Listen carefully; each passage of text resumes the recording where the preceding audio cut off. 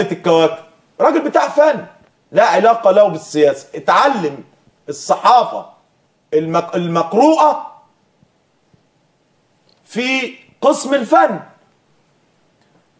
كل الاساتذه الافاضل اللي كلمونا، الفنانه الكبيره الهام شاهين، الفنانه الكبيره صابرين، الفنانه الكبيره سماح انور، الاستاذه سلمى الشماع، كل هؤلاء يعلمون تماما ان هو صحفي فني بقدرة قادر. لما اتعملت قناه الMBC باين ولا الART مش فاكر، عمل نفسه مقدم برامج نظرا للعلاقات اللي بتربطه بالفنانين والفنانات في مصر. نجح البرنامج، بدأ يتطور وعمله بعد كده برامج بقى السياسية وبتاع. مين بقى اللي خده؟ الأستاذ اللي رافض أحمد شفيق. الذي تبنى محمود سعد هو الأستاذ ممدوح الليثي مشاركة مع الأستاذ أشرف صفوت الشريف برعاية السيد صفوت الشريف. ادي محمود سعد. كويس؟ فجأة أصبح بالنسبة لهم مش بالنسبة للشعب من كبار المذيعين اللي بياخدوا ملايين أجرهم. أنا الحقيقة عايز أسأل الأستاذ محمود سعد سؤال دلوقتي على الهوا مباشرة، ويا ريته يجب عليه. حد يقول له في الإيربيز يجب عليه. أنا عايزه يقول لي أسماء 15 محافظ في مصر على الهوا كده، الراجل السياسي بقى اللي بيفهم في السياسة وعارف مين ينفع رئيس جمهورية ومين ما ينفعش، الراجل الثوري. عايزه دلوقتي يقول لي 15 اسم ل 15 محافظ في مصر بس، مش عايز منه اكتر من كده. مش عايز اقول له قول الاسماء الاحزاب ولا عددها، لان انا نفسي ما اعرفهاش دلوقتي لانها تعدت ال 150 حزب. انما انا بقول حاجه بسيطه، يقول لنا اسماء 15 محافظ. مين محافظ القاهره، مين محافظ القليوبيه، مين محافظ المنوفيه، مين محافظ الدقهليه، مين محافظ الغربيه، مين محافظ اسكندريه، مين محافظ البحيره، مين محافظ مطروح، مين محافظ شمال سيناء وجنوب سيناء، مين محافظ الفيوم والمنيا والكلام ده.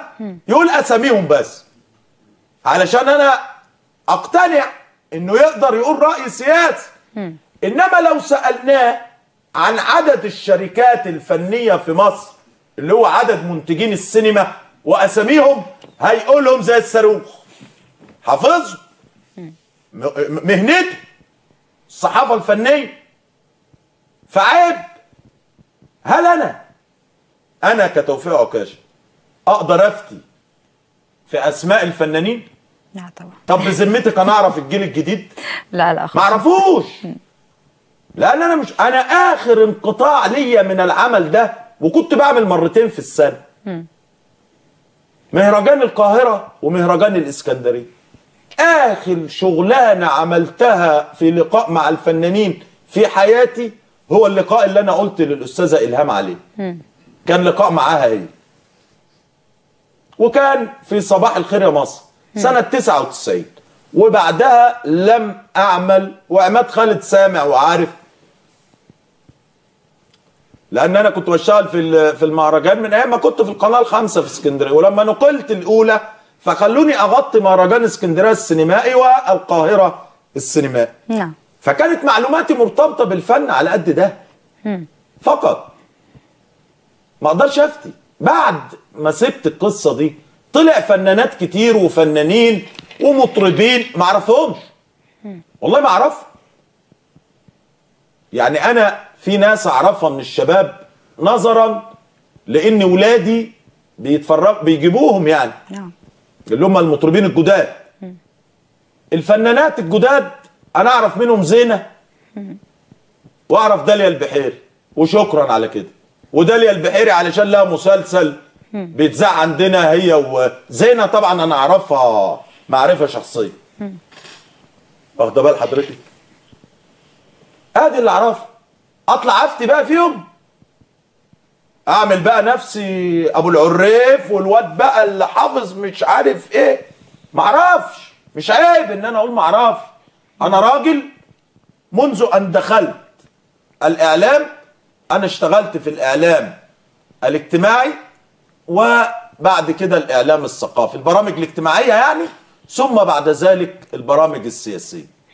كنت بغطي مهرجان اسكندريه والقاهره للاخبار لبرنامج صباح الخير يا مصر فقط. فنانه نبيله عبيد، فنانه بوسي، ادي اللي انا اعرفه. واخده بال حضرتك؟ اجي بقى افتي معرفش. طب يعني انا اتكلم نظري عن صناعه الدراما، نظري لان درستها. درست في الدكتوراه بتاعت اداره المؤسسات